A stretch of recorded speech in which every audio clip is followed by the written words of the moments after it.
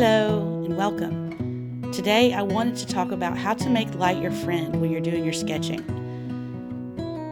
For this picture, I decided that I was just going to do a basic tree. I did the outline and then I'm filling it in. I like using a number 9 pencil, mechanical pencil, because the lead is softer and it's easier to erase and it's darker.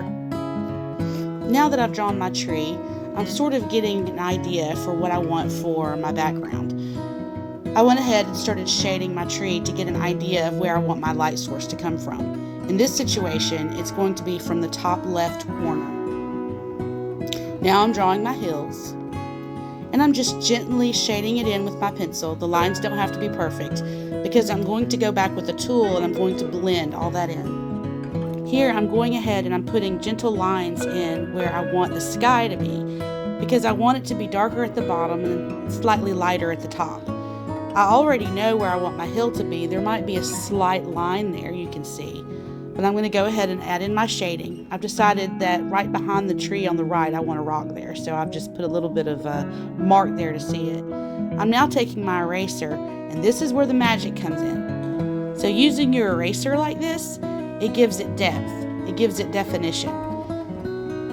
And the great thing is, if you mess up, you can just go back with your shading tool or with your finger and just pull a little bit more of your pencil into that area.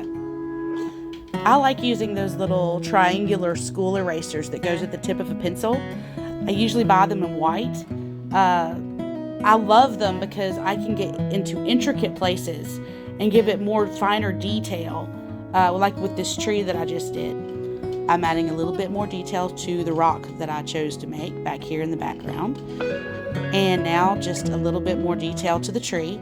You can see here that I'm adding some roots because everybody needs roots and my tree needs roots.